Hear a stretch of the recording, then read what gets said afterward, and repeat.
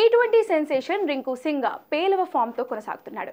South Africa పర్యటనలో రింకు సింగ్ వరుసగా 3 టీ20లో విఫలమయ్యాడు. తొలి టీ20లో 11 పరుగులే చేసిన రింకు సింగ్ రెండో టీ20లో 9, బుధవారం జరిగిన మూడో టీ20లో 8 పరుగులే సాధించాడు. సెంచూరియన్ వేదికగా జరిగిన ఈ మ్యాచ్లో రింకు సింగ్ బ్యాటింగ్ చేసిన విధానం అభిమానులను ఆశ్చర్యానికి గురిచేసింది. అలవోకగా బంతిని బౌండరీ బయటికి పంపించే రింకు సింగ్ ఫుల్ టాస్ ఆడేందుకు కూడా తడబడ్డాడు.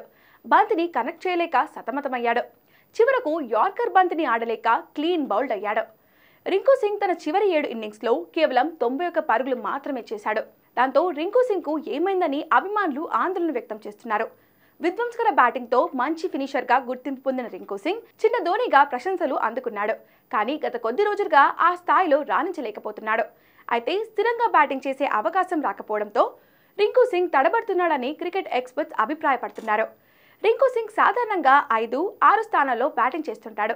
కొన్నిసార్లు 4వ స్థానంలో బ్యాటింగ్కి దిగుతాడు. చివర్లో వచ్చి విలువైన పరుగులు చేయడమే రింకు సింగ్ బాధ్యత. కానీ గత కొన్ని రోజులుగా రింకు సింగ్ తన బాధ్యతను సక్రమంగా నిర్వహించలేకపోతున్నాడు.